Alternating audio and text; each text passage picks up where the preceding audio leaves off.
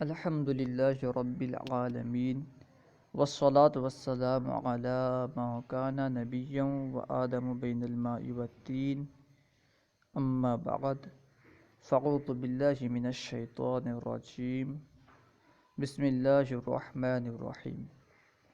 آج ہم انشاءاللہ عز و جل نصاب الصرف کا 34واں سبق پڑھیں گے، جو کہ محموز کے بیان میں ہے، جس میں محموز کے چند قواعد بیان کیے جائیں گے۔ محموز کسے کہتے ہیں؟ محموز اس کلمے کو کہتے ہیں جس کے فا کلمے یا عین کلمے یا لام کلمے کی جگہ میں حمزہ ہو، اسے کہتے ہیں محموز۔ تو محموز میں تخفیف پیدا کرنے کے لیے چند قواعد ہیں۔ کبھی محموز میں تخفیف کرنا واجب ہوتا ہے، کبھی جائز ہوتا ہے۔ اس بارے میں انشاءاللہ عز و جل ہم تفصیلاً پڑھیں گے آج۔ تو آئیے شروع کرتے ہیں۔ سبق نمبر 34، محموز کے قواعد۔ یہاں پہ آج انشاءاللہ عز و جل محموز کے چند قواعد بیان کیے جائیں گے۔ مخصوص قاعدے کے تحت حمزہ کے ثقل کو دور کرنا تخفیف کہلاتا ہے۔ سب سے پہلے تخفیف کسے کہتے ہیں اس کی تعریف بیان کر رہے ہیں کہ مخصوص قاعدے کے تحت حمزہ کے ثقل کو دور کرنا تخفیف کہلاتا ہے۔ عام طور پر حمزہ کو ادا کرنے میں ثقل محسوس ہوتا ہے، ثقل پیدا ہوتا ہے۔ تو جس قاعدے کے تحت حمزہ کے تخفیف کو دور کیا جائے اسے کہیں گے، جس قاعدے کے تحت حمزہ کے ثقل کو دور کیا جائے اسے کہیں گے تخفیف۔ یعنی کسی قاعدے کے تحت حمزہ کے ثقل کو دور کر دینا یہ تخفیف کہلاتا ہے۔ اگر کلمے میں ایک حمزہ ہو تو اس کی تخفیف جائز، اور اگر دو حمزہ ہوں تو اس کی تخفیف واجب ہے۔ یہاں سے بیان کر رہے ہیں کہ تخفیف کب جائز ہے اور کب واجب ہے۔ اگر کلمے میں ایک حمزہ ہو، ایک حمزہ سے بھی ثقل پیدا ہوتا ہے، لیکن اس وقت اس میں تخفیف کرنا جائز ہوگا، کیونکہ زیادہ ثقل پیدا نہیں ہوتا ایک حمزہ سے، اس لیے اس وقت تخفیف کرنا جائز ہوگا۔ ہاں اگر دو حمزہ آ جائیں تو اس وقت تخفیف کرنا جائز نہیں بلکہ واجب ہوگا، کیونکہ دو ثقیل حرف آ گئے، دو ایسے حرف آ گئے جن کی وجہ سے ثقل پیدا ہوتا ہے۔ اسی وجہ سے اب تخفیف کرنا جائز نہیں بلکہ واجب ہو جائے گا۔ اب یہاں سے جوازی طور پر تخفیف کے چند قواعد بیان کر رہے ہیں۔ جہاں پہ تخفیف کرنا جائز ہے اس کے چند قواعد بیان کر رہے ہیں۔ جوازی تخفیف کے قواعد۔ قاعدہ نمبر 1، اگر حمزہ مفتوحہ سے پہلے ضمہ ہو تو حمزہ کو واو سے، اور کسرہ ہو تو یا سے بدلنا جائز ہے۔ یہاں سے بتلا رہے ہیں کہ اگر حمزہ مفتوحہ ہو یعنی حمزہ پر فتحہ ہو، پہلی شرط کیا ہے؟ حمزہ مفتوحہ ہونا چاہیے، ساکن نہ ہو، مضموم نہ ہو، مکسور نہ ہو، حمزہ مفتوحہ ہونا چاہیے۔ نیز اگر اس سے پہلے ضمہ ہو تو اس حمزہ کو واو سے بدل دیں گے۔ اگر حمزہ مفتوحہ سے پہلے کسرہ ہوگا تو اسے یا سے بدل دیں گے، یعنی بدلنا جائز ہے، واجب نہیں ہے۔ اگر چاہیں تو بدلیں، نہ چاہیں تو نہ بدلیں، دونوں جائز ہے، بدلنا اور نہ بدلنا دونوں جائز ہے۔ جیسے سؤالن سے سوالن، دیکھیں سؤالن یہاں پہ حمزہ ہے اور حمزہ مفتوحہ ہے، حمزہ پر فتحہ ہے، اس سے پہلے سین پر ضمہ ہے، اسی وجہ سے سوالن میں جو حمزہ ہے اسے واو سے بدلنا جائز ہے۔ تو واو سے جب بدلیں گے کہیں گے سوالن۔ اور دیکھیں دوسری مثال ہے میئرن۔ میئرن میں دیکھیں حمزہ مفتوحہ ہے، حمزہ پر فتحہ ہے، اس سے پہلے میم جو ہے اس میں کسرہ ہے، میم مکسور ہے، تو میئرن کے حمزہ کو یا سے بدلنا جائز ہے۔ اسی وجہ سے اس کے حمزہ کو جب یا سے بدلیں گے کہیں گے میئرن۔ تو پہلے قاعدے کا خلاصہ کیا ہوا کہ اگر حمزہ مفتوحہ ہو اور اس سے پہلے ضمہ ہو تو حمزہ کو واو سے، کسرہ ہو تو حمزہ کو یا سے بدلنا جائز ہے۔ قاعدہ نمبر 2، حمزہ متحرکہ ہو اور اس کا ماقبل حرف صحیح ساکن ہو تو حمزہ کی حرکت ماقبل کو دے کر اسے حذف کرنا جائز ہے۔ یعنی اگر حمزہ متحرک ہو، حمزہ میں کوئی بھی حرکت ہو اور اس سے پہلے والا حرف صحیح ہو، یعنی حرف علت نہ ہو، حرف صحیح ہو اور ساکن ہو، تو حمزہ کی حرکت ماقبل کو دے کر حمزہ کو حذف کرنا جائز ہے، واجب نہیں ہے۔ حذف کریں تب بھی درست ہے، حذف نہ کریں تب بھی درست ہے۔ مثال دیکھیں جیسے یسألو، یسألو میں دیکھیں جو حمزہ ہے مفتوحہ ہے، متحرک ہے، اسے فتحہ ہے، تو فتحہ بھی ایک حرکت ہے تو اس اعتبار سے متحرک ہوا۔ حمزہ متحرک ہے اور حمزہ سے پہلے ایک حرف ہے جو کہ سین ساکن ہے اور صحیح ہے، حروف علت میں سے نہیں ہے، سین حروف علت میں سے نہیں ہے بلکہ حرف صحیح ہے اور ساکن ہے، تو حمزہ کی حرکت کو سین کی طرف نقل کر کے حمزہ کو حذف کرنا جائز ہے۔ تو اگر ہم حمزہ کی حرکت کو سین کی طرف نقل کر کے حمزہ کو حذف کریں گے تو کیا ہوگا؟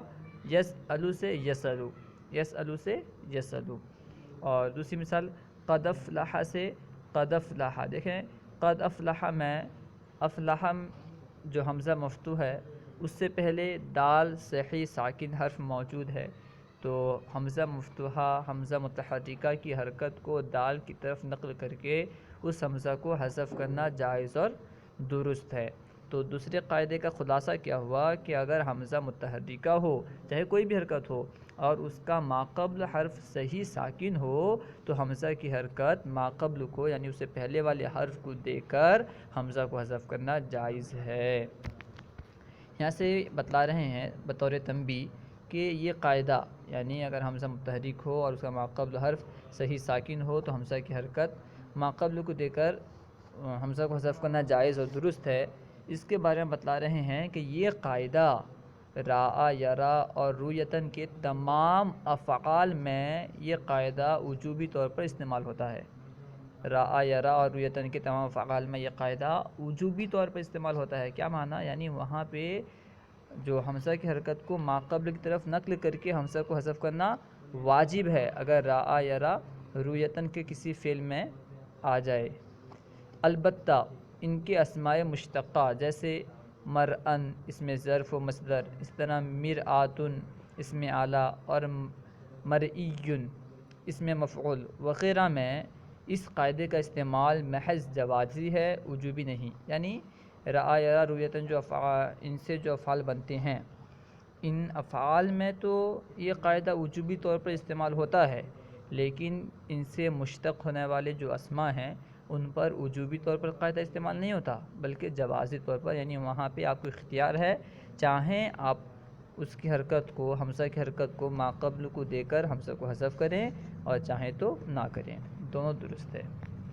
قاعدہ نمبر 3، حمزہ ساکنہ کو اس کے ماقبل حرف کی حرکت کے مطابق حرف علت سے بدلنا جائز ہے۔ حمزہ ساکنہ، ابھی بات چل رہی تھی اس سے پہلے حمزہ متحرکہ کی، سب سے پہلے بتلائے حمزہ مفتوحہ کے بارے میں، اس کے بعد حمزہ متحرکہ کے بارے میں بتلائے، اب بتلا رہے ہیں حمزہ ساکنہ کے بارے میں۔ قاعدہ نمبر 3، حمزہ ساکنہ کو اس کے ماقبل حرف کی حرکت کے مطابق حرف علت سے بدلنا جائز ہے۔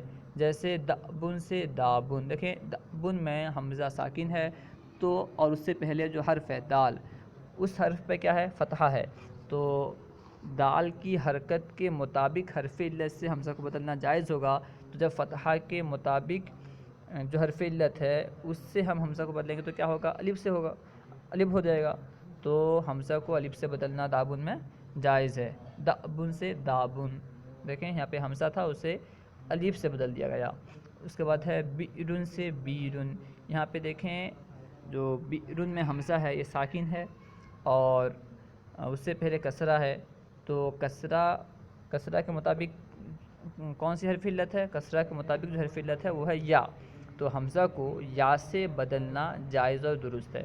بئرن سے بیرن اور لؤمن سے لومن، لؤمن میں حمزہ ہے اور ساکن ہے اور اس سے پہلے لام مضموم ہے، لام پہ ضمہ ہے اور ضمہ کے موافق حرف علت واو ہے، تو یہاں پہ حمزہ کو واو سے بدلنا جائز ہے۔ تو جب ہم واو سے بدلیں گے تو لؤمن سے لومن ہوگا۔ قاعدہ نمبر 3 کا خلاصہ کیا ہوا کہ اگر حمزہ ساکنہ کو اس کے ماقبل حرف کی حرکت کے مطابق حرف علت سے بدلنا جائز ہے، درست ہے۔ قاعدہ نمبر 4، جب حمزہ سے قبل واو مدہ زائدہ یا مدہ زائدہ یا یائے تصغیر آ جائے تو حمزہ کو ماقبل حرف کے ہم جنس کرنا جائز اور پھر دونوں کا ادغام کرنا واجب ہے۔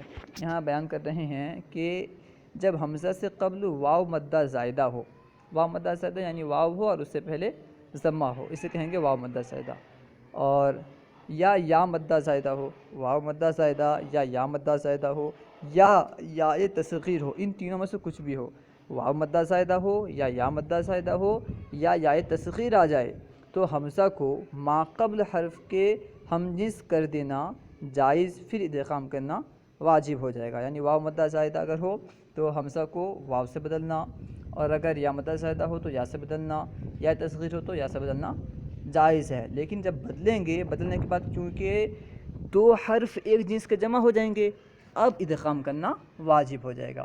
جیسے مثال دیکھیں، آپ کو سمجھ میں آ جائے گی۔ مخطوعۃن، مخطوعۃن دیکھیں یہاں پہ مخطوعۃن میں حمزہ ہے اور حمزہ سے پہلے واو مدہ ہے۔ مخطوعۃن دیکھیں واو ہے، واو ساکن، اس سے پہلے ضمہ ہے، اور اسی کو کہتے ہیں واو مدہ زائدہ۔ واو ہے اور اس سے پہلے ضمہ ہے، تو یہ مدہ ہے، یہاں پہ واو مدہ ہے، اور یہ زائد ہے، واو جو ہے زائدہ ہے، تو یہ مدہ زائدہ ہے، واو مدہ زائدہ ہے حمزہ سے پہلے۔ تو اس حمزہ کو مخطوعۃن میں جو حمزہ ہے اس کو واو سے بدلنا جائز ہوا۔ تو جب ہم واو سے بدلیں گے تو کیا ہوگا؟ مخطوعۃن، مخطوعۃن سے مخطوعۃن، جب مخطوعۃن ہوا اب دو حمزہ جمع ہو گئے، جن میں سے دو واو جمع ہو گئے۔ مخطوعۃن ہوا تو دو واو جمع ہوئے، جن میں سے پہلا واو ساکن تھا، تو اب ادغام کرنا واجب ہوا۔ تو جب ادغام کریں گے تو پھر ہو جائے گا مخطوعۃن۔ دیکھیں مثال وہ بتا رہے ہیں، جیسے مخطوعۃن سے مخطوعۃن، پھر مخطوعۃن۔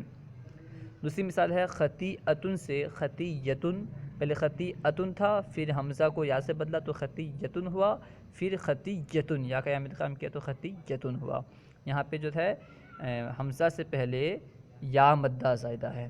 تیسری مثال ہے افیئسن، افیئسن میں حمزہ سے پہلے یا تصغیر ہے، تو حمزہ کو یا سے بدلنا جائز ہوگا، تو افیئسن سے افیئسن، پھر افیئسن۔ الحاصل یہ کہ اگر حمزہ سے پہلے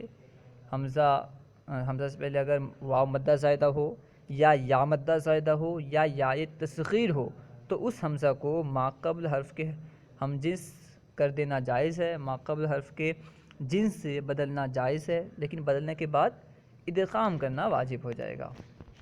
قاعدہ نمبر 5، اگر متحرک حرف کے بعد حمزہ متحرکہ ہو تو اس کو بین بن قریب اور بین بن بعید دونوں طریقوں سے پڑھنا جائز ہے۔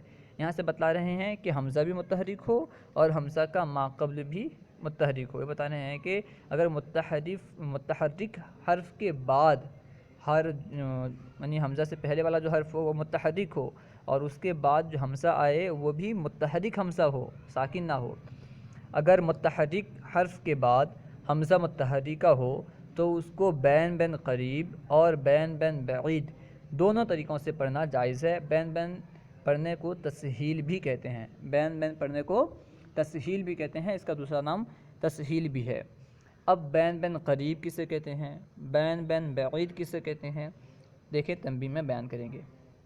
تنبیہ، حمزہ کو اس کے اپنے مخرج اور اس کی حرکت کے موافق حرف علت کے مخرج کے درمیان پڑھنا بین بین قریب، اور حمزہ کو اس کے اپنے مخرج اور ما قبل حرف کی حرکت کے موافق حرف علت کے مخرج کے درمیان پڑھنا بین بین بعید کہلاتا ہے۔ یعنی حمزہ کو حمزہ کے مخرج اور حمزہ کے اوپر جو حرکت ہے، حمزہ پر جو حرکت ہے، اس حرکت کے موافق حرف علت کے مخرج کے درمیان پڑھنا بین بین قریب ہے۔ اگر مان لیا جائے کہ حمزہ پر فتحہ ہے تو حمزہ کو حمزہ کے مخرج اور فتحہ کے موافق حرف علت کیا ہے، الف، تو حمزہ کو حمزہ کے مخرج اور الف کے مخرج کے درمیان پڑھنا بین بین قریب ہوگا۔ اور اگر یہ مان لیں کہ حمزہ پر ضمہ ہے اور اس کا ما قبل حرف بھی مفتوح ہے، تو حمزہ کو حمزہ کے مخرج اور اس کا ما قبل حرف پہ کیونکہ ضمہ ہے اور ضمہ کے موافق حرف علت واو ہے،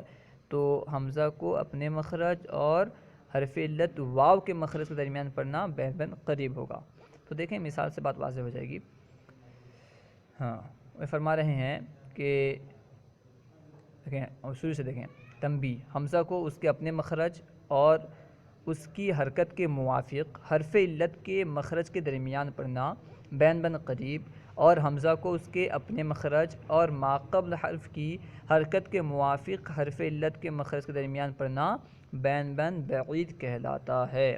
مثلا سألہ میں بین بن قریب اور بین بن بعید ایک ہی ہے، وہ ہے حمزہ کو اس کے اپنے مخرج اور الف کے مخرج کے درمیان پڑھنا، کیونکہ حمزہ بھی مفتوح ہے اور اس کا ماقبل حرف بھی مفتوح ہے۔ دیکھیں سألہ میں حمزہ بھی مفتوح ہے اور اس کا ماقبل حرف بھی مفتوح ہے، تو فتحہ کے موافق حرف علت کیا ہے؟ الف ہے۔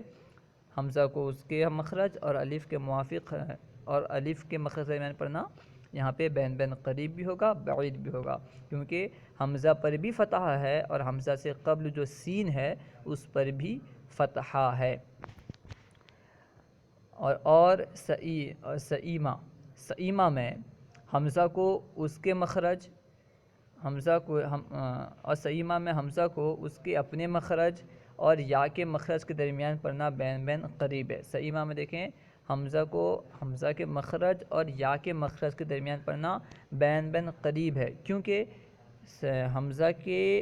حمزہ پر جو حرکت ہے وہ حرکت کون سی ہے؟ کسرہ کی ہے، اور کسرہ کے موافق حرف علت یا ہے، تو حمزہ کو اپنے مخرج یعنی حمزہ کا جو مخرج ہے اس کے مخرج اور یا کے مخرج کے درمیان ادا کرنا سئیمہ میں بین بین قریب ہے، جبکہ حمزہ کو اس کے مخرج اور الف کے جبکہ حمزہ کو اس کے اپنے مخرج اور الف کے مخرج کے درمیان پڑھنا بین بین بعید ہے، کیونکہ حمزہ سے پہلے والا جو حرف ہے سین اس پہ فتحہ ہے، اور فتحہ کے مطابق فتحہ کے موافق حرف علت الف ہے، تو حمزہ کو اس کے مخرج اور الف کے مخرج کے درمیان پڑھنا بین بین بعید ہوگا، کیونکہ جب ہم الف کے درمیان حمزہ کو اپنے مخرج اور الف کے درمیان مخرج سے ادا کریں گے تو یہ اس سے پہلے والے حرکت کے موافق حرف علت کے مخرج کے مطابق ادا کرنا ہوگا۔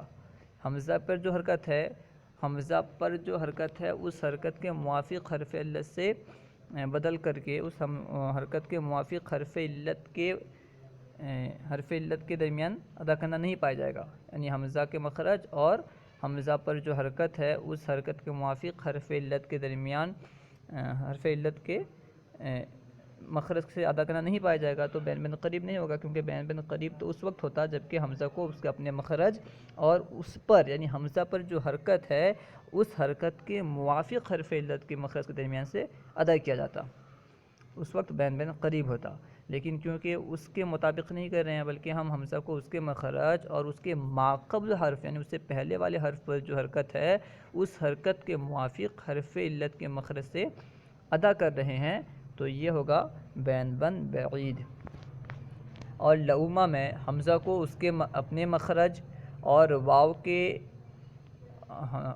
کے مخرج کے درمیان پڑھنا بین بین قریب، جبکہ حمزہ کو اس کے اپنے مخرج اور الف کے مخرج کے درمیان پڑھنا بین بین بعید ہے۔ لؤمہ میں دیکھیں حمزہ پر ضمہ ہے تو حمزہ کو اپنے مخرج اور ضمہ کے موافق حرف علت کیا ہے؟ واو، تو حمزہ کو اپنے مخرج اور واو کے مخرج کے درمیان پڑھنا یہ بین بین قریب ہے، اور حمزہ کو اس کے اپنے مخرج اور جو ماقبل حرف ہے لام اس حرف پر جو حرکت ہے فتحہ کے موافق حرف علت الف، اس الف کے مخرج سے پڑھنا بین بین بعید ہے، یعنی حمزہ کو اپنے مخرج اور الف کے مخرج کے درمیان پڑھنا بین بین بعید ہے، کیونکہ یہ حمزہ پر جو حرکت ہے اس حرکت کے موافق حرف علت کے مخرج سے نہیں پڑھا جا رہا ہے، اس حرکت کے موافق حرف علت کے مخرج کے درمیان نہیں پڑھا جا رہا ہے، بلکہ اس کے ماقبل حرف پر جو حرکت ہے اس حرکت کے موافق حرف علت کے مخرج کے درمیان اور حمزہ کے مخرج کے درمیان سے ادا کیا جا رہا ہے، پڑھا جا رہا ہے، اس لیے کیا ہے؟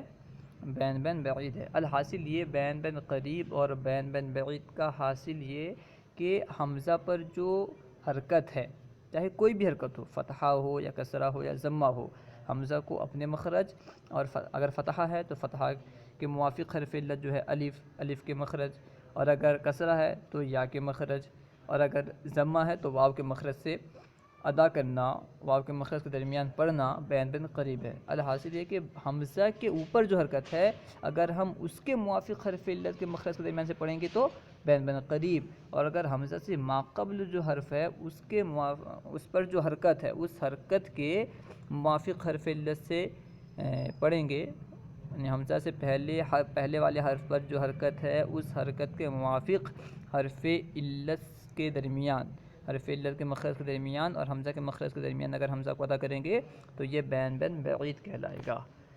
قاعدہ نمبر 6، یعنی جوازی قاعدہ نمبر 6، جوازی تخفیف جہاں پہ ہوتا ہے اس کا قاعدہ نمبر 6، اگر حمزہ پر حمزہ استفہام داخل کریں تو دوسرے حمزہ کو ایسے حرف سے بدلنا جس سے تخفیف پیدا ہو، جیسے تم کو آون تم پڑھنا جائز ہے۔ یہاں بتا رہے ہیں کہ اگر حمزہ پر حمزہ استفہام، یعنی جو سوال پوچھنے کے لیے جو حمزہ استعمال کیا جاتا ہے، اگر حمزہ پر حمزہ استفہام داخل کریں تو دوسرے حمزہ کو ایسے حرف سے بدلنا جس سے تخفیف پیدا ہو، آسانی پیدا ہو، جائز ہے۔ مثال جیسے تم کو آون تم، دیکھیں یہاں پہ انتم تھا، اصل میں کیا تھا؟ انتم، تو حمزہ پر حمزہ استفہام داخل کیا گیا تو کیا ہوا؟ تم، تو دوسرے حمزہ کو اب ایسے حرف سے بدلنا جس سے تخفیف پیدا ہو، جائز ہے، تو ہم دوسرے حمزہ کو واو سے بدل دیے، تخفیف پیدا ہو گیا، تم سے آون تم ہو گیا۔ نیز اسے بطور تسہیل بین بین قریب یا بعید پڑھنا اور دونوں حمزوں کے درمیان الف متوسط لانا بھی جائز ہے۔ یعنی فرما رہے ہیں کہ یہاں پہ یا تو حمزہ کو، دوسرے والے حمزہ کو واو سے بدل دیں، یعنی ایسے حرف سے بدل دیں جس سے تخفیف پیدا ہو، یا پھر اسے بطور تسہیل یعنی بین بین قریب یا بین بین بعید کے طور پر پڑھیں۔ اور تیسرا طریقہ کیا ہے؟ یا دونوں حمزہ کے درمیان الف متوسطہ، یعنی دونوں حمزہ کے درمیان ایک الف لے آئیں، یہ بھی جائز ہے۔ یعنی 3 صورتیں اس میں جائز ہوں گی۔ حمزہ پر جب حمزہ استفہام داخل ہو تو 3 صورتیں جائز۔ پہلی صورت کیا ہے؟ دوسرے حمزہ کو ایسے حرف سے بدلیں جس سے تخفیف پیدا ہو، ایک صورت۔ دوسری صورت کیا ہے کہ بین بین قریب اور بین بین بعید کے طور پر ادا کریں، یعنی تسہیل کریں، تسہیل جائز، دوسری صورت ختم۔ تیسری صورت کیا ہے کہ دونوں حمزہ کے درمیان الف لے آئیں، جیسے تم، دیکھیں یہاں پہ ایک حمزہ تھا، اس کے بعد حمزہ تھا، دونوں حمزہ کے درمیان الف لایا گیا تو تم ہو گیا، تم۔ اب یہاں سے وجوبی تخفیف کے قواعد بیان کر رہے ہیں، جہاں پہ وجوبی طور پر تخفیف کرنا ضروری ہے، جہاں پہ وجوبی طور پر تخفیف کیا جاتا ہے اس کے چند قواعد بیان کیے جا رہے ہیں۔ اگر کسی کلمے میں 2 حمزہ آ جائیں اور دوسرا ساکن ہو تو اسے ماقبل حرف کی حرکت کے مطابق حرف علت سے بدلنا واجب ہے۔ کیا فرما رہے ہیں کہ اگر کسی کلمے میں 2 حمزہ آ جائیں اور دوسرا ساکن ہو، 2 حمزہ آئیں اور دوسرا ساکن ہو تو اسے ماقبل حرف کی حرکت کے موافق حرکت کے مطابق حرف علت سے بدلنا واجب ہے۔ جیسے دیکھیں، مثال دیکھیں، آمنا، یہاں دیکھیں آمنا میں 2 حمزہ ہیں، پہلا حمزہ متحرک ہے یعنی اس پہ فتحہ ہے اور دوسرا حمزہ ساکن ہے، تو دوسرے حمزہ کو الف سے بدلنا، یعنی پہلے حمزہ کے حرکت کے موافق حرف علت سے بدلنا جائز ہے۔ تو پہلے حمزہ کے مطابق حرف علت کیا ہے؟ کیونکہ پہلے حمزہ پر فتحہ ہے تو اس کے مطابق حرف علت الف ہے، اس لیے اسے الف سے بدلنا، ان دوسرے حمزہ کو یہاں پہ منا میں دوسرے حمزہ کو الف سے بدلنا جائز ہے۔ تو جب ہم منا کو الف سے بدلیں گے تو ہوگا آمنا، اور اؤمنا سے اومنا، دیکھیں اؤمنا میں 2 حمزہ ہیں، پہلا حمزہ مضموم ہے، پہلے حمزہ پر ضمہ ہے، دوسرا حمزہ ساکن ہے، تو جو ساکن والا حمزہ ہے، دوسرا حمزہ ہے، اسے پہلے حمزہ پر جو حرکت ہے اس حرکت کے موافق حرف علت سے بدلنا جائز ہے، یعنی واو سے بدلنا واجب ہے، جائز نہیں بلکہ واجب ہے۔ تو اؤمنا سے اومنا ہو جائے گا، جب پہلے حمزہ کے حرکت کے موافق حرف علت سے دوسرے حمزہ کو بدلیں گے تو اؤمنا سے اومنا ہوگا۔ تیسری مثال ایمان سے ایمانن، کیونکہ یہاں پہ بھی 2 حمزہ ہیں ایمانن میں پہلا حمزہ جو ہے متحرک ہے یعنی مکسور ہے، اس پہ کسرہ ہے، دوسرا حمزہ ساکن ہے، تو دوسرے حمزے کو پہلے حمزہ پر جو حرکت ہے کسرہ اس کے موافق حرف علت سے بدلنا یعنی یا سے بدلنا واجب ہے۔ تو ایمان سے ایمان، الحاصل یہ کہ اگر دو حمزہ کسی کلمے میں دو حمزہ آ جائیں اور دوسرا حمزہ جو ہو وہ ساکن ہو تو دوسرے حمزے کو پہلے حمزہ پر جو حرکت ہے اس حرکت کے موافق حرف علت سے بدلنا واجب ہے۔ قاعدہ نمبر 2، اگر دو حمزہ ایک ساتھ آ جائیں اور ان میں سے ایک مکسور ہو تو دوسرے حمزہ کو یا سے بدلنا واجب ہے۔ دوسرا قاعدہ کیا ہے کہ اگر دو حمزہ ایک ساتھ آ جائیں اور دوسرا حمزہ مکسور ہو یعنی اس پر کسرہ ہو تو ان میں سے ایک، دوسرا نہیں، ان میں سے کوئی بھی ایک، چاہے پہلا ہو یا دوسرا، اگر دو حمزہ ایک ساتھ آ جائیں اور ان میں سے ایک مکسور ہو، چاہے پہلا مکسور ہو یا دوسرا مکسور ہو، کیا قاعدہ ہے کہ اگر دو حمزہ ایک ساتھ آ جائیں اور ان میں سے ایک، چاہے پہلا ہو یا دوسرا ہو، کوئی بھی ایک ہو، اگر مکسور ہو تو دوسرے حمزہ کو یہاں سے بدلنا واجب ہے۔ جیسے دیکھیں مثال جائن، جائن اصل میں جائی ان تھا، جائی ان، تو جائن اصل میں جائی ان تھا، یا الف زائدہ کے بعد واقع ہوئی تو اسے حمزہ سے بدل دیا۔ یا جو ہے جائی ان میں یا الف زائدہ کے بعد واقع ہوئی، جائی، دیکھیں الف کے بعد یا واقع ہو رہی ہے الف زائدہ کے بعد، اسی وجہ سے، اور یہ قاعدہ ہے کہ الف زائدہ کے بعد یا بدل جاتا ہے، یا جب الف زائدہ کے بعد یا واقع ہو تو اسے حمزہ سے بدل دیتے ہیں، قاعدہ ہے۔ اسی وجہ سے کیونکہ یہاں پہ الف زائدہ کے بعد یا واقع ہوئی، اسی وجہ سے اس یا کو حمزہ سے بدل دیا گیا، جائی ان سے جائی ان ہو گیا، جائی ان، یعنی دو حمزہ جمع ہو گئے۔ اصل میں کیا تھا؟ جائن اصل میں جائی ان تھا، جب یا الف زائدہ کے بعد واقع ہوئی تو اسے حمزہ سے بدل دیا تو جائی ان ہو گیا۔ اب دو حمزہ ایک ساتھ آئے جن میں ایک حمزہ مکسور تھا، لہٰذا دوسرے حمزہ کو یا سے بدل دیا تو جائی یون ہو گیا، جائی یون۔ اب یا پر ضمہ ثقیل ہونے کی وجہ سے یا کو ساکن کر دیا، یا پہ ضمہ ثقیل ہے تو یا کو ساکن کر دیا، یا پہ ضمہ کیونکہ ثقیل تھا اسی وجہ سے ساکن کر دیا تو جائن ہو گیا۔ پھر اجتماع ساکنین کے سبب یا کو گرا دیا، لہٰذا جائن ہو گیا۔ جب یہاں ہم یا کو ساکن کیے تھے لیکن یا پر جو تنوین تھا، تنوین کا نون وہ باقی تھا، اسی وجہ سے اب اجتماع ساکنین ہوا، اجتماع ساکنین کی وجہ سے جائن ہو گیا۔ دیکھیں یہاں بتا رہے ہیں کہ جب جائن ہوا اور یا پر ضمہ ثقیل ہونے کی وجہ سے یا کو ساکن کر دیا گیا تو جائن ہو گیا، پھر اجتماع ساکنین کے سبب یا کو گرا دیا تو جائن ہو گیا، کیونکہ یا اور نون کے درمیان اجتماع ساکنین ہوا نا، جائن تھا تو جب یا سے ضمہ کو گرایا گیا، یعنی صرف ضمہ کو گرایا گیا تو اس کا جو نون ساکن تھا وہ باقی رہا، تو اب یا اور نون ساکن کے درمیان اجتماع ساکنین ہوا تو یا اور نون ساکن کے درمیان اجتماع ساکنین کی وجہ سے یا کو گرا دیا گیا تو جائن ہو گیا۔ اب یہاں سے قاعدہ نمبر 3 بیان کر رہے ہیں۔ قاعدہ نمبر 3 تخفیف کے جو وجوبی قواعد بیان کر رہے تھے اس کا قاعدہ نمبر 3 ہے، جب دو حمزہ ایک ساتھ آ جائیں، جب دو حمزہ ایک ساتھ آئیں اور دوسرا حمزہ وصلیہ اور مفتوحہ ہو تو اسے الف سے بدلنا واجب ہے، جیسے الحسن سے آل حسن اور الآنا سے آلانا۔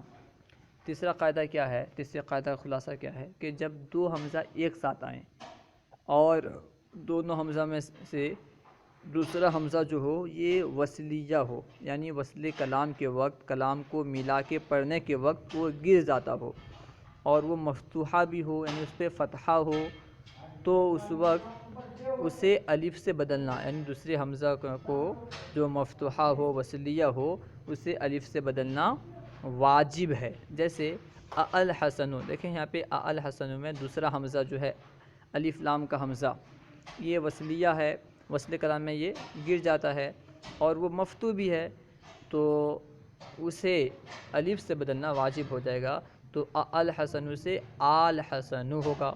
اور دوسری مثال الآنا، یہاں پہ دیکھیں جو الآنا میں جو میں جو الف ہے، حمزہ ہے، وہ حمزہ مفتوحہ ہے اور وصلیہ بھی ہے، وصل کلام کے وقت گر جاتا ہے، تو اسے الف سے بدلنا واجب ہوگا.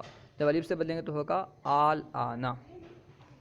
قاعدہ نمبر 4، جب دو حمزہ ایک ساتھ آ جائیں اور ان میں سے پہلا ساکن ہو تو دوسرے حمزہ کو یا سے بدلنا واجب ہے. جب دو حمزہ ایک ساتھ آئیں، ایک ساتھ میں دو حمزہ جمع ہو جائیں، آ جائیں اور ان میں سے پہلا حمزہ ساکن ہو تو دوسرے حمزہ کو یا سے بدلنا واجب ہے. جیسے قرأن سے قرین. تو دیکھیں یہاں پہ دو حمزہ ایک ساتھ آئے، قرأن.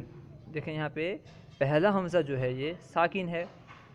تو اسی وجہ سے جب کیا قاعدہ تھا کہ جب دو حمزہ ایک ساتھ آ جائیں اور ان میں سے پہلا حمزہ ساکن ہو تو دوسرے حمزہ کو یا سے بدلنا واجب ہے. یہاں پہ پہلا حمزہ ساکن ہے تو دوسرا حمزہ جو تھا اسے ہم یا سے وجوبی طور پر بدل دیں گے تو قرأن سے قرین ہو جائے گا، قرین ہوگا. قاعدہ نمبر 5، اگر دو حمزہ اکٹھے آ جائیں اور ان میں سے کوئی بھی مکسور یا ساکن ہو. اگر دو حمزہ اکٹھے آ جائیں، ایک ساتھ آ جائیں، اگر ان میں سے کوئی بھی ایک، دو حمزہ آئیں ان میں سے کوئی بھی، چاہے پہلا ہو یا دوسرا، مکسور ہو یا ساکن ہو، مکسور ہو یا ساکن نہ ہو، یا تو مکسور ہو یا ساکن نہ ہو اور نہ ہی پہلا حمزہ متکلم کا ہو تو دوسرے حمزہ کو واو سے بدلنا واجب ہے. جیسے اعادمو سے اوادمو اور اعادبو سے اوادبو. اس کا حاصل کیا کہ اگر دو حمزہ اکٹھے آئیں، ایک ساتھ میں دو حمزے آ جائیں اور ان میں سے کوئی بھی مکسور یا ساکن نہ ہو، پہلا حمزہ بھی مکسور نہ ہو، دوسرا حمزہ بھی مکسور نہ ہو، یعنی دونوں میں سے کوئی بھی مکسور بھی نہ ہو، ساکن بھی نہ ہو، اور نہ ہی پہلا حمزہ متکلم کا ہو، دوسرے حمزہ کو واو سے بدلنا واجب ہے. دیکھیں یہاں 3 شرط ہے. دو حمزے اکٹھے آ جائیں اور دونوں میں سے کوئی بھی مکسور نہ ہو، پہلا بھی مکسور نہ ہو، دوسرا بھی مکسور نہ ہو، اور پہلا بھی ساکن نہ ہو، دوسرا بھی ساکن نہ ہو، اور ان میں سے کوئی بھی متکلم، اور ان میں سے اور نہ ہی پہلا حمزہ، ان میں سے جو پہلا حمزہ ہے یہ متکلم کا حمزہ بھی نہ ہو تو دوسرے حمزہ کو واو سے بدلنا واجب ہوگا. یہ 3 شرطیں اگر پائی جائیں گی، یعنی دونوں حمزہ مکسور نہ ہو، دونوں حمزہ ساکن نہ ہو اور پہلا حمزہ متکلم کا نہ ہو تو دوسرے حمزہ کو واو سے بدلنا واجب ہوگا. جیسے دیکھیں اعادمو سے اوادمو. دیکھیں یہاں دو حمزہ ہے تو یہاں پہ میں دو حمزہ ہے، کوئی حمزہ بھی ساکن نہیں ہے اور مکسور بھی نہیں ہے، ساکن بھی نہیں ہے، مکسور بھی نہیں ہے، اور پہلا حمزہ جو ہے یہ متکلم کا بھی نہیں ہے تو اب دوسرے حمزہ کو واو سے بدلنا واجب ہوگا تو اعادمو سے اوادمو ہوگا، اور اسی طرح اعادبو سے اوادبو. قاعدہ نمبر 6، اگر حمزہ مفاعل کے الف کے بعد اور یا سے پہلے واقع ہو تو اسے یا مفتوحہ سے بدلتے ہیں. اگر حمزہ مفاعل کے الف کے بعد ہو اور یا سے پہلے واقع ہو تو اسے یا مفتوحہ سے بدل دیتے ہیں. جیسے مثال دیکھیں خطایا.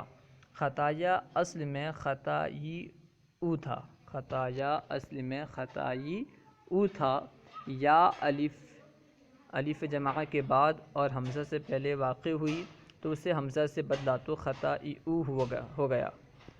دیکھیں یہاں پہ قاعدہ کیا ہے کہ مفاعل کے الف کے بعد اور یا سے پہلے اگر حمزہ واقع ہو تو اسے یا مفتوحہ سے بدل دیتے ہیں. اب اس میں دیکھیں خطایا میں کیسے وہ قاعدہ پایا جا رہا ہے، یہ دیکھیں.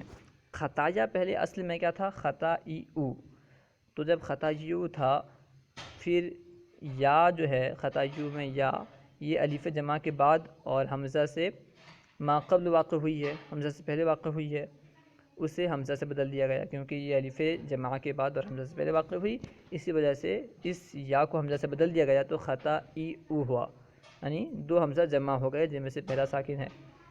تو اب دو حمزہ جمع ہو گئے، ان میں سے ایک مکسور تھا لہٰذا دوسرے کو یا سے بدل دیا تو خطائی او ہو گیا، کیونکہ دو حمزہ جمع ہو گئے ان میں سے ایک مکسور تھا تو دوسرے کو یا سے بدل دیا گیا تو خطائی او ہو گیا. اب مذکورہ قاعدے کے مطابق، یعنی جو قاعدہ بیان کیا گیا، کیا قاعدہ کہ اگر حمزہ مفاعل کے الف کے بعد اور یا سے پہلے واقع ہو تو اسے یا مفتوحہ سے بدل دیتے ہیں. تو اب مذکورہ قاعدے کے مطابق حمزہ کو یا سے یا مفتوحہ سے بدلا تو خطایو ہوا، خطایو، کیونکہ کیا تھا خطائی، حمزہ خطائی یو تھا، خطائی یو. تو جب حمزہ کو مذکورہ قاعدے کے مطابق جب حمزہ کو یا مفتوحہ سے بدلا تو کیا ہوا؟ خطا یو. پھر دوسری یا کو الف سے بدلا کیونکہ وہ متحرک تھی، دوسری یا جو ہے متحرک تھی اور اس سے ماقبل مفتوح تھا، اس لیے جب الف سے بدلا اس کو تو خطا یا ہو گیا. نہیں کتنا گھوم کے اس میں قاعدہ استعمال ہوا. یعنی اصل جو قاعدہ استعمال ہوا ہے کہاں سے استعمال ہوا؟ خطا یو، یہاں پر قاعدہ استعمال ہوا ہے. خطا یو میں پہلے حمزہ کو یا مفتوحہ سے بدلا گیا، یا مفتوحہ سے بدلنے کے بعد دوسری یا کو الف سے بدل دیا گیا کیونکہ یا مفتوحہ تھی یا متحرکہ تھی اور اس سے ماقبل مفتوح تھا، اور واو اور یا متحرک ماقبل مفتوح کو الف سے بدلتے ہیں، اس وجہ سے اس سے الف سے بدل دیا گیا تو خطا یا ہو گیا. الحاصل یہ اس قاعدے کا کہ اگر حمزہ مفاعلو کے الف کے بعد، مفاعلو سے مراد مفاعلو کے وزن کے الف کے بعد اور یا سے پہلے واقع ہو تو اسے یا مفتوحہ سے بدل دیتے ہیں. تنبیہ، اگر تنبیہ نمبر 1 دو طرح بیان کر رہے ہیں. نمبر 1 کل خود مر، اصل میں کل خود اور مر تھے. کل خود مر یہ اصل میں کیا ہیں؟ امر کے صیغے ہیں. تو کل خود مر اصل میں کل خود اور مر تھے. قاعدہ نمبر 1 کے مطابق کل خود اور مر ہونا چاہیے تھا. قاعدہ نمبر 1 کے مطابق کل خود اور مر ہونا چاہیے تھا. کیوں؟ کیونکہ قاعدہ نمبر 1 میں ہم نے کیا پڑھا تھا کہ اگر دو حمزہ جمع ہو جائیں اور دوسرا حمزہ ساکن ہو تو اسے یعنی ساکن والے حمزہ کو پہلے والے حرف کے حرکت کے موافق حرف علت سے بدلنا واجب ہے. تو کل خود اور مر ہونا چاہیے تھا، لیکن کثرت استعمال کی وجہ سے دوسرے حمزہ کو گرا دیا. پھر حمزہ وصلیہ کی ضرورت نہ رہی. جب دوسرے حمزہ کو گرا دیا گیا تو اب حمزہ وصلیہ کی ضرورت نہ رہی. لہٰذا کیونکہ حمزہ وصلیہ کیوں جاتے ہیں؟ تاکہ ابتدا بھی سکون لازم نہ آئے. تو جب ابتدا بھی سکون لازم نہیں آیا، اس حمزہ کو گرا دیا ہی گیا جو ساکن تھا، تو اب حمزہ وصلیہ کی حاجت بھی نہ رہی، حمزہ وصلیہ کو بھی گرا دیا گیا. وہ فرما رہے ہیں پھر حمزہ وصلیہ کی ضرورت نہ رہی لہٰذا اسے بھی گرا دیا تو کل خود اور مر ہو گئے. نمبر 2 تنبیہ نمبر 2 مر اگر درمیانے کلام میں واقع ہو تو اس کے دوسرے حمزہ کو باقی رکھا جائے گا. مر اگر درمیانے کلام میں، کلام کے درمیان میں اگر مر واقع ہو تو اس کے حمزہ کو باقی رکھیں گے، جیسا کہ قرآن مجید میں اللہ تعالیٰ نے فرمایا وَأْمُرْ أَهْلَكَ بِالصَّلَاةِ، وَأْمُرْ أَهْلَكَ بِالصَّلَاةِ، اس میں دیکھیں حمزہ باقی ہے. اور اگر ابتدائی کلام میں ہو تو دوسرے حمزہ گر جائے گا. یعنی مر میں 2 صورتیں ہیں، یا تو وہ درمیانے کلام میں ہوگا یا ابتدائی کلام میں. اگر درمیانے کلام میں ہو تو اس کے حمزہ کو باقی رکھیں گے، جیسے وَأْمُرْ أَهْلَكَ بِالصَّلَاةِ، اس مثال میں حمزہ کو باقی رکھا گیا ہے. اگر درمیانے کلام میں نہ ہو بلکہ ابتدائی کلام میں اگر مر ہو تو اس وقت حمزہ کو گرا دیں گے. جیسے سرکار علی وقار حبیب پروردگار علیہ وعلی آلہ اصحابہ صلاۃ والسلام کا فرمان رحمت بار ہے مرو صبیانکم بالصلاۃ، اپنے بچوں کو نماز کا حکم دو. یہاں دیکھیں حمزہ باقی نہیں ہے، حمزہ کو گرا دیا گیا ہے. صلو علی الحبیب صلی اللہ علیہ وسلم. ہمارے یوٹیوب چینل فیضان درس اسلامی کو سبسکرائب کریں.